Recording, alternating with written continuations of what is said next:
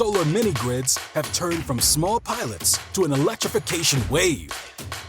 We were there when mini-grid regulation was established.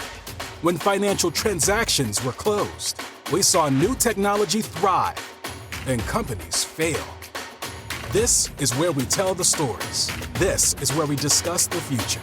The mini-grid business, powered by INENSUS. Hello everyone, this is Nico. Welcome to our New Year's episode, INENSUS 2025 Mini-Grid Market Outlook. I'm here today with my colleagues Kellie Morungi and Diego Perez from INENSUS. Hi Kellie, hi Diego. Hello Nico, hi everyone and Happy New Year. Hi everyone, Happy New Year. Thanks Kellie, thanks Diego for being here. Now, as we're talking about what is happening in 2025, I must mention that, well, we at INENSUS, we are kind of in a privileged position of having a very broad market overview, working with mini-grid companies, working with funders, working with governments, and working with suppliers to the mini-grid sector. And I believe, from that perspective, the year 2025 will be different from what we have seen before. What we have seen so far is what I would consider a market preparation phase. In 2025, we may actually see the market ramp up starting and finally leading to a breakthrough from the mini-grid sector. And that is mainly thanks to, on the one hand, mini-grid companies being prepared now to roll out mini-grids, but at the same time, also thanks to various grant funding programs, large-scale grant funding programs coming online in 2025. Yes, absolutely, Nico. And I want to say, in addition to funding, I would say we see a shift in perspective. In the past, in the last 2 decades, there has been a strong private sector focus. The private sector has been responsible for both financing, implementing mini-grids, figuring out their profitability.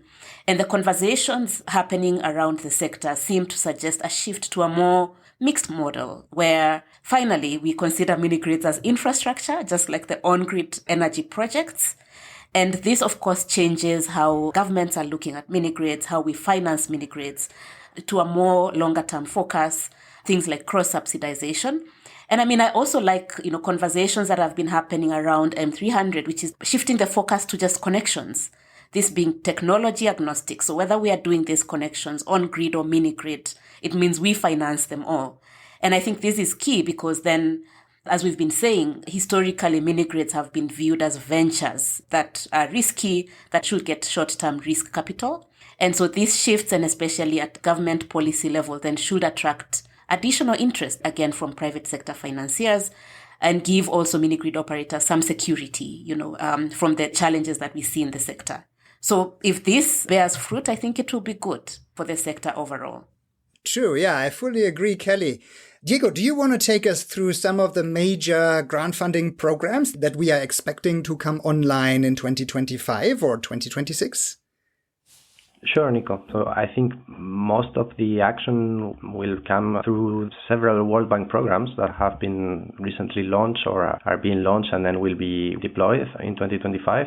We know that the Nigeria Dares program is already online. There will be a wider West Africa window for Dares as well. And then we also have Ascent in East Africa, which together will probably channel more than $1 billion into the sector, probably not in 2025, but over the next few years. And then we also have new programs or new phases of well-known programs in the sector, such as the new Get Transformed phase, supported by GIZ and the European Union, new windows from Get Invest. And I would say essentially all relevant donors in the sector are doubling down on their efforts, and the budgets that we see have been increasing. So hopefully this really helps in making that change happen from a more market preparation phase towards really the scale up and the more mature market that Kellie was describing. Yeah, and I would just like to highlight the M300 initiative that Kellie already mentioned, which is a collaboration between the World Bank and the African Development Bank and some other partners.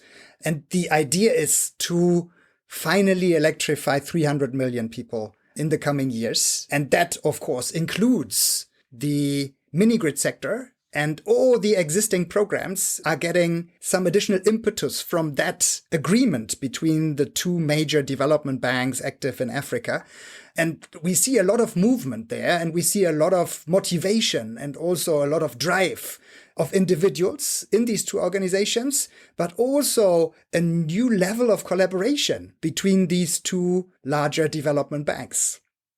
And it's not just the banks that we see are getting more interest in the mini-grid sector, but it's also governments. African governments, they are already taking a stronger role in mini-grid financing, especially in grant financing. While in the past, most of the grant funding has come from donors through actual donations from industrialized countries.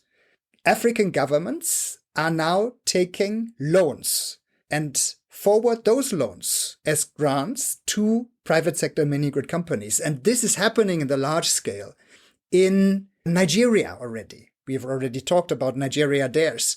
It's happening in Ethiopia, where the government installs mini-grids in the large scale from loans taken out from the World Bank. Or let's think about Senegal, which has initiated a project with the German development bank KfW some years back. And this is now coming to a close, and mini-grids have been implemented. So there is a stronger role of governments taking also financial risks in the mini-grid sector. I want to comment on the financing, because when we have a lot of grants coming into the space, there's a question of then where do they get the equity needed for the projects? Where do they get the debt needed? And I think we said this when we were discussing financial modeling and financing mini-grids, that it is infrastructure, but a bit more creative than traditional infrastructure. So, for example, we see on the debt side, so far we've had a lot of bridge financing. These are private debtors coming into bridge between start of construction and when the grant is disbursed. This is, low risk, entry level kind of debt. And we hope that, as these financiers mature, then they would go into issuing longer term debt. And then the other area we've seen an entry into, I believe recently, that InfraCredit closed for one mini-grid operator in Nigeria for a Sukuk bond. This is an infrastructure bond that is structured in the form of using Islamic financing tools. To me, that is very, very creative, facilitated by FSD. This is 7 years fixed rate. I want to highlight, say, East Africa, where we have the Mana Capital that has shareholding from local pension funds. And their goal is to have local currency, long-term pension money going into energy projects, including mini-grids. I think there is money in the market, but Nico, I think the sticking point here is, are we getting licenses for 10, 15, 20 years for these mini-grids so that then we can direct the financing? Because we've all agreed that financing for mini-grids, especially for the very rural poor, needs to be cheap and also needs to be longer term. That's the only way this is sustainable. And so there is a sticky point there. The easy to deploy mini-grids will have ready financing. As a sector, we need to solve for the harder ones. Yeah, and even on the licensing side, we've seen big advancements in 2024 that will finally come to fruition in 2025. And I'm talking about the African Forum for Utility Regulators, which had been successful in bringing together African electricity regulators to think about and harmonize mini-grid regulation across the continent. And what AFUR did is they came up with a harmonized mini-grid tariff calculation tool, which is being utilized and picked up by more and more regulators on the continent. And at the same time, with the support of GetTransform, they came up with a software tool that can help regulators create regulation specific to their countries, but harmonized on a higher level with best practice from the African continent and the international mini-grid markets. And these tools will finally be deployed in 2025, and we will see much more coordinated approaches in tariff calculation, main grid connection, protection, securitization from the regulatory side of mini grid investments, but also, of course, a lot of focus on electricity customer rights and so on. So we see the regulators play a more central role in the mini grid sector from 2025 onwards. Absolutely, Nico. And I think coming back to what Kellie was explaining before, in order for the sector to be considered less risky and closer to infrastructure finance, we really need to make more effort on securing those investments and really deploying those risk mitigation mechanisms that we've been discussing for a while, but where I think there has been limited practical application so far. And I'm, for example, talking about MIGA as a mechanism to protect contracts. In fact, in the context of the full harmonized mini grid regulations, there have been conversations with MIGA to make sure that those new regulations can be protected in the future and developers have that protection in case of contract breaches. There are also innovative ideas such as this minimum revenue guarantee from IFC, which will protect developers in case that demand is lower than expected, similar to what typically toll road contracts have been implementing, where operators get a compensation in case the volume is lower. So I think there are a number of innovations that will help us move in that direction of less risk and longer term finance being available. But of course, those shifting patterns might also have implications in terms of which companies stay in the game, which companies win, which companies lose. I don't know, Kellie, what do you think about that? Yeah, I mean, I'm hearing both what Nico has said, in terms of regulation and regulators advocating for the end user, but also what you've said on formalization of the sector. And what comes to mind is, one, the idea of tariffs. We have had extensive discussions across the continent because mini-grid tariffs are typically higher than on-grid tariffs, and yet mini-grids serve the most poor. So there has been a push to adopt uniform tariffs and sometimes even lower than on-grid tariffs in terms of equity and fairness. And on the other hand, also, Diego, when you talk about MIGA, I know that they have certain requirements that call for a certain level of formalization and track record of developers that participate in the sector. So these are all positive, but I've got to wonder then, what does this mean for the landscape of developers in the continent? Who is primed to take advantage of these developments and who is more likely to need to modify the way they operate? Yeah. And I see some developments here. And of course, these large players in the sector, like the IFCs and the MIGAs, they want to see some scale, right? They are not interested in projects of $1 million or below. They will probably want to see projects in the tens of millions or the hundreds of millions of dollars. That's what they're used to. And that is what just a few companies can implement these days. And we've talked about $1 billion of grant funding coming into the sector. The question is the private sector ready to co-finance these grant funds? Because the grant funds are usually designed to cover 50, 60, 40% of the total capex, and the rest is supposed to come from the private sector. And that is, again, possible. Like, to answer that call, it's possible for large companies. The problem is that these large companies are mainly international companies that traditionally have had good access to capital and also good access to talent. And after all, well, these have developed to the larger players in the sector by now, right? I'm talking about the NGs, the Husq powers of the mini grid world, so to say.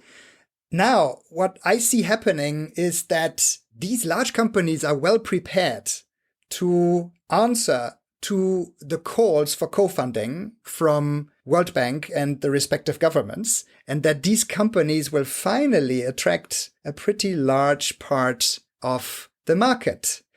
So now, gaining economies of scale, and given the more harmonized tariff calculation approaches that we've just talked about, these companies will be in a position to reduce tariffs after some time. Because as we all know, one large cost factor in mini grids is OPEX. And the OPEX per kilowatt hour reduces the more customers you supply with electricity and the more kilowatt hours you actually sell, because the overhead cost can be divided by a large number of kilowatt hours if you scale up. So now this is only possible for these large international companies. The problem is that many African companies will not be able to follow this trajectory, this development. They cannot reduce the tariffs, whereas the African governments will soon ask for reduced tariffs to implement mini grids at a more harmonized tariff level across the country. Many governments in Africa talk about equity across all regions and all citizens in their state. But after all, if the smaller companies cannot follow, what will happen? What will be the natural result? It will be market consolidation. And market consolidation will most likely happen through mergers and acquisitions. So I see larger companies acquiring smaller companies, and we're already approaching this. Like, large companies are already looking into which smaller companies could be integrated best into their existing business.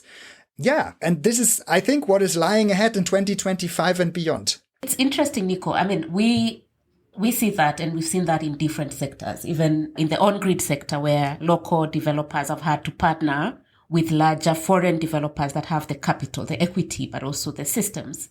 So that is not surprising. But then, as you're discussing that, of course, I then think about the unresolved question of the sector, which is the business model sustainability. As we keep saying, we've still not resolved this issue of how to profitably run mini grids in the continent. And it is a unique, of course, continental problem, given the financing models that we've adopted that are different. And I mean, what I would say here is our hope is that as the sector develops, as it gets formalized, then we see more development, economic development being driven by the mini grid sector in rural areas. You know, we've talked about rural industrialization, primary agro-processing. Most of the continent is agrarian. There is vast opportunity. We lose over 40% of our harvests because of post-harvest losses, which will be fixed by electricity. You know, we have a lot of timber, for example, forestry industry. We have artisanal mining, and we have many, many other industries that could benefit from rural electrification. So the hope remains that we can find a way to connect those two themes, because at present, governments are pursuing electrification as one parallel theme and economic development as another.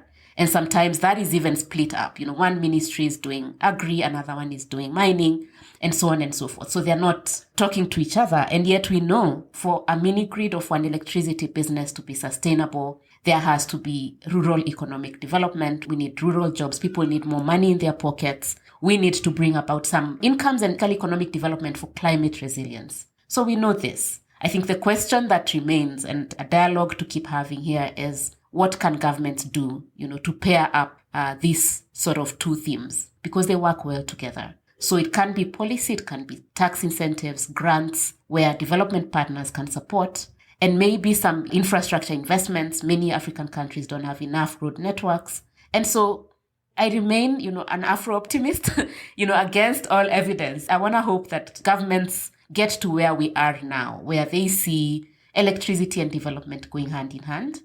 But in addition to that, Nico, also a lot of innovation around community-driven electrification efforts, you know, electricity cooperatives.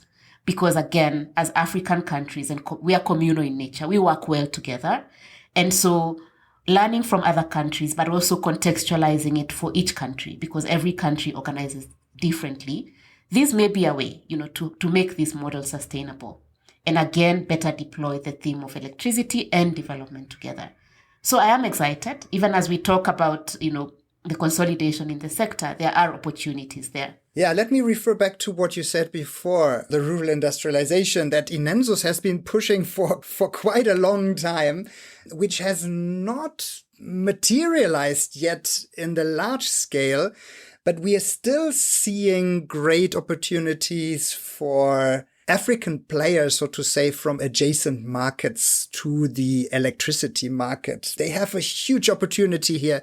And as you said, Kellie, like governments can play a central role. But even within governments, they probably need to work cross-ministry, cross-agency and authority, across the whole landscape of government to make this happen and to finally motivate these African players. And that, after all, going even one step back, could resolve the issue of international companies taking over many of the smaller African mini-grid companies, because these African companies, they have the specific knowledge and the specific insight and the network required to make this sector coupling between food and energy, between mining and energy, between forestry and energy, and so on, to make all of this happen. And governments could actively drive that and push their local companies, their companies from their own countries to the forefront in this sector coupling activity. And that is where INENSUS is very much interested in supporting. And we hope that this can become a big movement in the future. Okay, now let's get into new models, electric cooperatives that you mentioned, Kellie.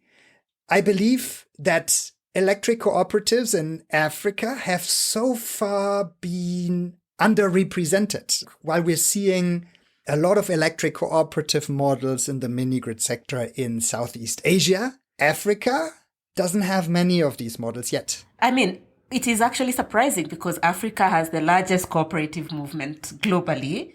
But you're right. We haven't seen cooperatives get deployed for electricity. And I think the source of this first, Nico, has been that provision of electricity has been the responsibility of the government. And so while the other cooperatives, like farmer cooperatives, come from the grassroots to enable market access and to organize farmers and to finance farmers, electricity, I would say, has not been a theme that has been actively engaged with ground up. And I mean, we are seeing, of course, Ethiopia, Zambia, Malawi, NRECA is doing a lot of work in terms of developing an African model for electric cooperatives, because also we see what has worked elsewhere may not necessarily work in the African context. I mean, for me, that is exciting because, again, electric cooperatives are an example of people solving their own problems. And it gives them agency and it gives them the equity that we are talking about, and they have buy-in in the projects. There are, admittedly, unanswered questions. How scalable is it? How long does it take to deploy an electricity cooperative? How do we finance it? But I think just as we're seeing with the current mini-grid models, I think this is the time now to develop and prove these concepts. And I was going to say there's a role for government, but also there's a role for development partners. In the past, they've been very private sector focused. I think it's good to see a lot more engagement in directing development funding to electricity cooperatives and also, Nico, to rural industrialization as a theme. So I'd say now on the policy side, since they're funding all these other themes, they could also influence government into also being more friendly to these models. And after all, the private sector will not electrify all of the 600 million people that don't have access to electricity in Africa yet. There will be room for other models for sure, and electric cooperatives is most likely one of these models. But I think what we've learned, or what I have learned, is if you want to go into electric cooperatives, we need to think about the model at scale, not in a village by village approach. Anyway, there are lessons learned from Southeast Asia that now need to be transferred to Africa. As you said, Kellie, you cannot copy and paste, of course. You need to adjust. But I think that is what lies ahead. And there are big opportunities out there to also cover the gap that the private sector is leaving. The private sector will most likely go for the commercially most interesting models.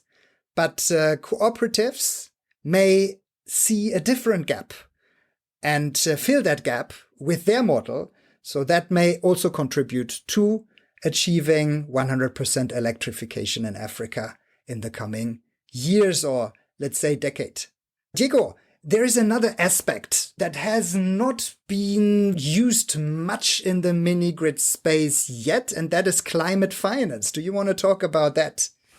Sure. No, in fact, as you were discussing about mini grids or electricity and then rural industrialization, I would see climate as the third aspect, the third leg of it, in the sense that it can also be very beneficial from a climate perspective to set up those kind of clean energy mini grids coupled with productive activities that are done in a responsible way, in a way that also mitigates climate change effect or helps people adapt to climate change impact. I think it has not yet been very effective because the focus originally has been on mitigation, and from a purely USD per ton of CO2 perspective, mini grids are not the cheapest option, of course. If you just take this into account, there are other technologies at larger scale that can be cheaper. But I think it's the adaptation angle that should be paid more attention, and where perhaps also climate finance mechanisms and funds could pay more attention when looking at the mini grid sector. And the benefits don't come solely from the mini grid portion of it, but really from the productive activities that mini grids allow. We can talk about, for example, regenerative grazing for cattle. We can talk about responsible forestry. We can talk about any activities involving cold chain. So there are lots of potential industrial sectors that can be supported by mini grids while at the same time delivering climate benefits. I think it's something to be done list for 2025, definitely. Yeah, and there are, again, a lot of synergies between, for example, electric cooking to reduce fuel wood consumption in combination with reforestation programs and these kind of things. And all of that starts with electricity. And I think all of that needs to be thought through. 2024, from my perspective, has been the year where it actually became obvious that we will not be able to stop climate change, that we will not be able to reach the 1.5 degree target that was set in Paris some years back. So therefore, I also see, on the climate finance side, I also see a certain shift from mitigation projects to adaptation projects, and that will provide new opportunities to the mini grid sector, and not only to the private sector, but potentially, especially also electric cooperative models. Good. Now let's look at the technology that we've been seeing in 2024, and let's look at what we can expect to take center stage in 2025. So on the one hand, of course, we've seen drastically reduced prices for PV panels and lithium-ion batteries, the LFP batteries, and also some initial deliveries of sodium batteries have taken place. So this is a very interesting development, which has reduced capex on the generation side drastically, but the distribution network costs still remain high because in most countries, mini grids have to meet the national distribution network standards. The distribution codes, poles must have a certain diameter and a certain height. They must be manufactured from certain materials and so on. Cables must have certain cross sections and so on and so on. After all, as Kellie, you said already, mini grids are infrastructure. And there is certain cost to infrastructure, but there is a new technology which has also started scaling in 2024 and which we will see more often in 2025 and beyond. And that is the DC meshed grids, which is also some kind of mini grid with a decentralized generation setup where every house in a community or many houses in a community have PV panels. Some have battery storages, and they are all interconnected to supply additional customers and to make electricity available in a more reliable manner for everyone in the community. And the interesting part on the mesh grids is that the distribution network cost can be significantly reduced. The cables as such. They don't need to transmit electricity over such long distances, as generation is not central but decentralized. You're basically just supplying electricity to your neighbor. And at the same time, the DC mesh grids distribute electricity at an extra low voltage, which doesn't come with a lot of safety concerns. And the lower number of safety concerns reduces also the installation requirements and the technical requirements, which after all further reduces the distribution network cost. So after all, what we can say, DC mesh grids are an opportunity, I guess, for those communities that don't have large-scale, centralized, productive consumption, but where commercial and small-scale productive use is prioritized. And that holds true for a large number of communities out there in Africa. So I was actually going to say, yes, absolutely. The majority, of course, the most need is for households. And as we know, the structure of many villages is that, yes, you have a market center, but also you have homes that are a bit of a distance away. And so the mesh grids, yes, as a solution by itself, but also as a complementary solution, for mini grid operators.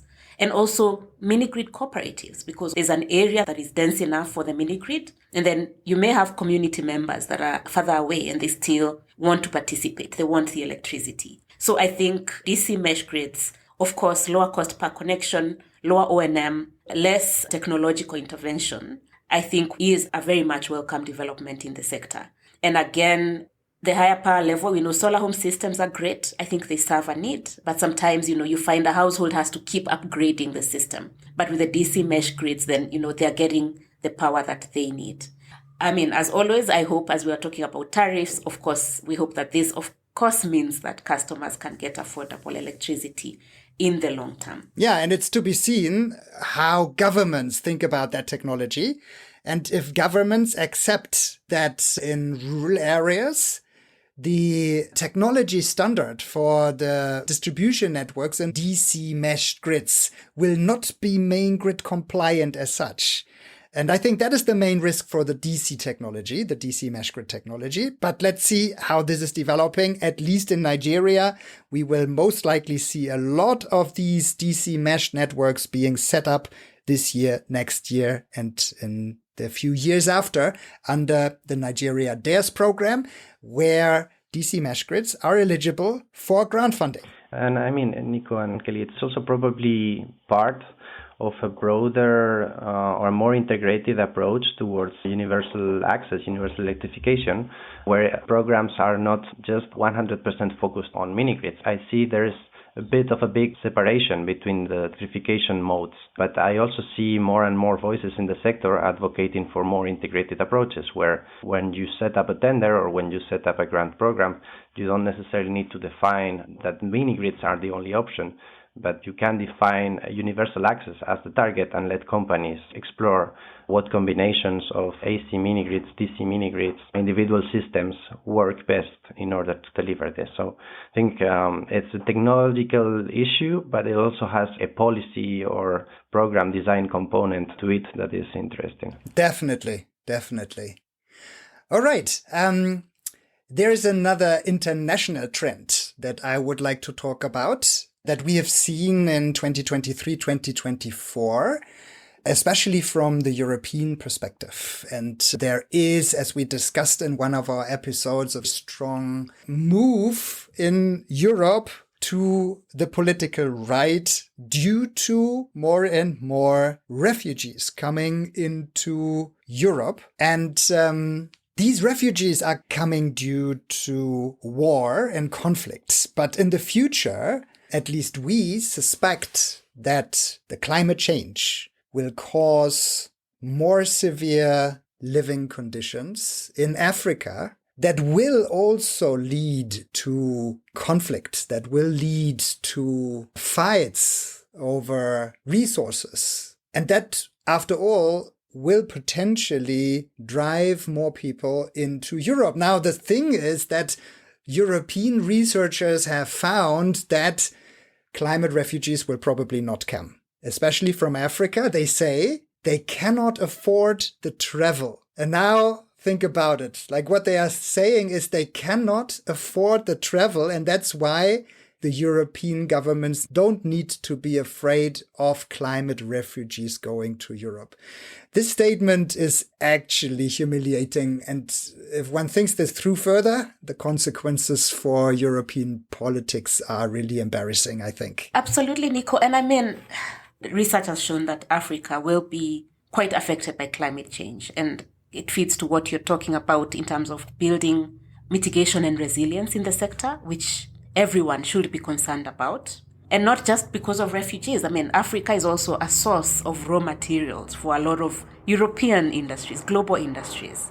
And so I wouldn't engage on the travel, the cost of travel. I mean, like you've said, it's embarrassing and frankly a bit silly of an argument because people make their way to places, even with little money. But I would say this should be a global concern for all in terms of making the continent more resilient. It is well known that our governments, of course, don't have fiscal space to invest more. But we also know that there is a lot that can be done by the West, by development partners, and even by ourselves. Because ultimately, yes, even if people cannot travel to Europe, Europe will be affected economically if Africa is not developing. So can't run away from the fact that climate change is a global problem, Nico. Exactly. I feel like now we've gone on a very dark path, Nico. What I would ask you is, where are the new places, where are the new markets that we are looking at in 2025, Yeah, and there have been some great developments recently. Let's look into Somalia. Somalia is a very young state. After the civil war, they established a new government structure, moving towards becoming a democracy. And the new government is restructuring the electricity sector. Somalia's electricity sector consists of 100% mini grids. There's no national grid. There is no government operated assets. Everything that you find, all the generation distribution assets that you find in Somalia are under private sector ownership. And now, as the new framework is being established, this is a market that becomes highly interesting. So far, Somalia's city centers in urban areas are electrified by mini grids, but even the peri-urban areas in Somalia are not covered. And there are grants that are being prepared for that country. There is knowledge about mini grid operation in the country, meaning that there are well-trained people there who can manage mini grids, who understand how to sell electricity. This will be an exciting market. Then let's look into Zambia. Zambia is also an interesting place. The Zambian president has actually announced in 2024 that Zambia wants to become one of the top priority mini-grid markets in the world. And now let's see if the government can deliver on that promise. Kellie, do you want to talk about DRC? Yes. I mean, I was going to jump in and say DRC is another one. DRC is both an interesting and challenging country, vast geography. It's a huge country, but also a very wealthy African country. And so we know the opportunities have been there. Yes, there are challenges, security challenges, especially in the East, that I think the global community needs to resolve. But that notwithstanding, there are still opportunities for electrification in DRC. Because remember, DRC's operator SNEL is overrun. They cannot meet the demand. I mean, it's a huge, almost equivalent to a number of European countries combined. And the law is liberalized. So there is room for microgrids, different technologies. There's a lot of solar. There's also hydro. And then also the fact that, like I've said, the natural wealth means there's room to combine the themes that we are talking about. There's mining, there's agriculture, and all these need electricity. And so for me, I get excited about DRC, but I also say that, I wish funders also could get as excited, because then we would see money flowing into the country a bit more. So far, it's been good with the World Bank and MIGA being there. We've seen larger infrastructure projects get funded. We hope that money starts flowing for the smaller infrastructure projects, both for the local electricity providers, but also to have some of the foreign companies come into DRC. A large unmet market. Nico. Yeah, but I think before DRC can really become one of the largest mini-grid markets in the world, the political issues and the conflicts, the armed conflicts need to be resolved. Unless that has happened, I believe especially international companies will not enter the country. I would say true, but I would add a bit of nuance there, Nico, because again, being a huge country, the conflict is on the east, towards the lake. And we have the Katanga region, which is the mining region. We have the rest of the country where business is being done without electricity.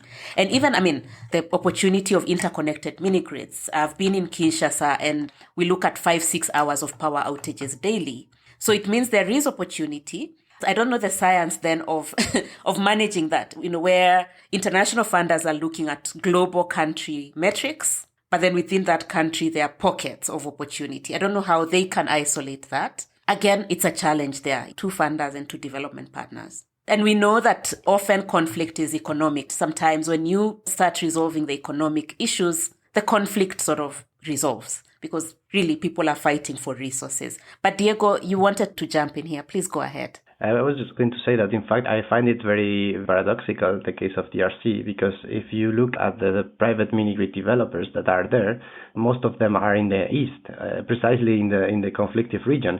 That's where some of those small mini-grids have been built and where more small-scale private sector is active, which I guess also suggests that there is money and there is economic activity that can support those mini-grids and make them viable. But in parallel to that, what I'm getting from larger scale donors, for example, IFC, is that they're actually interested in electrifying larger cities even. There's a project from IFC to electrify a city of more than 1 million people. I assume it's not a city without electricity at all. There might be diesel generators, there might be local low quality grids, but there is a big opportunity in DRC specifically to look at those kind of larger scale towns, tens of thousands, hundreds of thousands of connections, where we also know there will be more economic activity and eventually probably a more viable business model for companies. So it's really a complex place, but probably full of opportunities. And where bilateral funds and funding cannot be provided because of the conflicts in DRC, maybe regional funds can be tapped into. And I also see a move towards thinking more regionally. Think of the new West Africa DARES, which is a regional program. Think of the approaches under the Desert to Power initiative of the African Development Bank, which is a regional initiative. And also recent consultancy assignments are more structured on a regional level rather than on a country by country level. And that makes me hopeful for DRC to benefit from funding that is provided to a certain region rather than the country itself.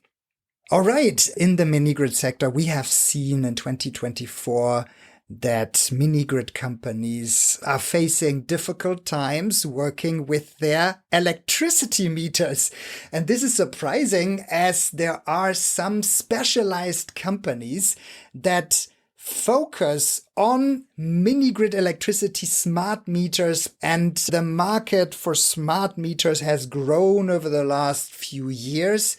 But it really seems that operating electricity meters in rural mini-grids is a challenge. It's not just on the connectivity side, the traditional classic challenge that you would see in a rural community, but it is especially also on the meter technology itself, it seems, and the customer support and related services around the meter that do not really come through reliably. So that is something that the mini-grid sector needs to master, I believe, before a large-scale rollout can actually happen. And then in terms of other components, like the main ones and also the ones that make the larger share of the capex, such as the PV panels and the batteries, we've seen some price drops in 2024, and the prices have remained low.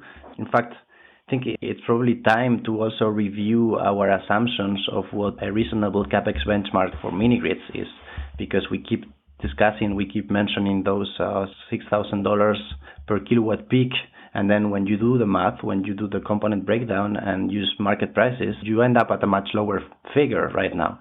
This is probably also a chance to have lower costs, and then, of course, the whole virtuous circle that we keep describing. Yes, and that is where many developments are coming together. On the one hand, the drop in CapEx, as you just said, then the economies of scale that you can achieve when you install larger systems will also drive down the cost per kilowatt installed. And after all, yes, the overall economies of scale within each company that operates a larger number of systems can further reduce cost. And the main challenge of mini grids being so much more expensive than the main grid may, after all, be resolved through this, as you called it, virtuous cycle, Diego. Now, as we're talking about the ramp-up phase now of the mini-grid sector, which we are approaching in 2025, I believe that African governments and African industry should actually have a closer look at what share of the supply and manufacturing task and work they want to have within their own country. And there is a lot that could be done within African countries. Of course, you wouldn't start manufacturing PV panels, most likely, or inverters. Maybe meters could be an interesting option for African countries, because that would also help provide local expertise for local metering problems. And that is, I guess, what many mini-grid companies would be very grateful for. At the same time, there are opportunities in poles manufacturing, let it be steel poles, let it be wooden poles, even concrete poles. Cable manufacturing in country is definitely a business which will find a market not only in the mini-grid space, but also in the further growing main grid extension market. Lightning protection, all these assets that are heavy and are difficult to transport over long distances, they could be manufactured in Africa. Especially as Africa, as we've already said, has a lot of resources that are needed for those types of manufacturing. Indeed, Nico, if I may jump in also, opportunity also for assembly, right? Because we are still seeing bits being assembled outside of the continent. I think there's a lot to learn from the motor vehicle industry, the motorcycle industry, e-mobility, where we are seeing companies setting up assembling plants in the continent. So seeing containerized solutions being put together here, I think will help in terms of transferring expertise. But I think also what you're driving at is what I think we talk about next, which is the challenge of currency. Because if we have more work being done locally, it means then we are again seeing less of a challenge in terms of deploying currency and in importing goods. Then this connects to what we discussed at the beginning on who will finance mini grids. We know that loans come in dollars or basically hard currency. And we've seen increasingly currencies depreciating, even in strong economies such as Kenya. Of course, Nigeria has had an ongoing challenge. Malawi currently has a significant FX challenge. And looking at the indebtedness of the countries, really, we can only expect those to increase. So local manufacturing, local assembly is one. I think the other, of course, is intervention in terms of financing tools that are local currency denominated, such that then, local content such as civil works and the parts that we've talked about then are financed using local currency.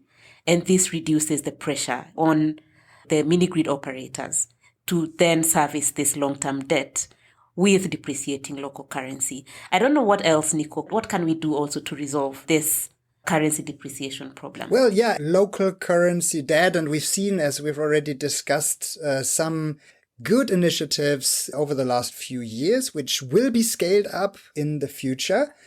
And yeah, after all, I guess this is what we need to push for, right? Yeah, absolutely. And when you talked about manufacturing, Nico, I was going to say that as we talk of governments enabling sectors, this is one, this is one that governments could come together, even to build on the centralized procurement initiatives we've seen, why not, develop a lot more on centralized manufacturing, take advantage of the Africa Continental Free Trade Area agreements and provisions. And of course, the same with warehousing, financing, and de-risking it for currency risk. Yeah, especially heavy industry, for example, needs volumes, and these volumes can be found in Africa only if free trade zones are being created. And I think that the mini-grid sector can play an important role in taking off a lot of these materials, as we have been already indicating that there will probably several billions of dollars spent on mini-grids assets in the coming years. Good. When we are talking about installing a lot of assets, I think there is another trend that we need to touch upon, and that is recycling of mini-grid equipment. And I'm especially looking here at battery recycling. But when I think about PV panels, inverters, all these electronics that are being used, even the meters, they also require recycling solutions. And there is not much recycling existing in Africa as of yet. There are a few lead-acid battery recycling plants, but when it comes to electronics and these kind of things, most of it would at the moment be exported. And I believe that sooner or later, such a recycling industry needs to be set up in Africa too. All right, now we have gone through all different perspectives on the mini-grid sector, started with financing, went through the technologies and the market developments. And now I believe we can summarize. And well, I think I can say that we at INENSUS, we believe that the market is on a good track, that we will continue providing our services, of course. When it comes to mergers and acquisitions, if you have the intention to merge with another company, if you're interested in acquiring smaller companies or larger companies, maybe, get in touch. I think we can help you out with contacts and due diligence services and analysis and market outlooks and these kind of things. In general, we at INENSUS, we are also trying to become more African. As a German European company, traditionally, of course, we've had a lot of European staff, but we had set up our Nairobi hub and we are expanding on that. And Kellie, do you want to maybe elaborate on that a little bit? Yes, of course, Nico. So yes, Nairobi is our first hub. We have a team here. And the focus, I think, as head of Africa business, part of my mandate is not only develop relationships, but also increase our team footprint throughout the continent. Of course, this is in recognition of the fact that there is a lot of talent, intellect, but also knowledge capital in the continent. And this is key, not just for INENSUS, but for all players, if we hope to solve the actual problems, that are in the continent, especially around this area of rural electrification. In the last year, of course, we've seen our Africa team grow significantly. And in the coming year, that trajectory will continue. And it's really, really exciting and, of course, supported by the extremely experienced team in Germany and in other European countries. All right. Thank you, Kellie. Thank you, Diego. I hope that Diego, Kellie, and we could help you, our listeners, a little bit with our 2025 outlook, developing your strategy forward in the mini-grid sector. And we're looking forward to supporting you with our services, market development, transaction advisory, due diligence service, and everything I already mentioned in 2025. Please stay tuned and support our podcast by following us, by recommending us to other people. And we are looking to an exciting year. And with that, Kellie and Diego, thanks a lot for your contributions. And we will have more sessions together this year. Thanks, Nico. It's been a pleasure. Thank you and Happy New Year, everyone. Thank you. Bye-bye. This episode of the Mini Grid Business has been brought to you by INENSUS, your one-stop shop for sustainable mini grids. For more information on how to make mini-grids work, visit our website, INENSUS.com, or contact us through the links in the show notes.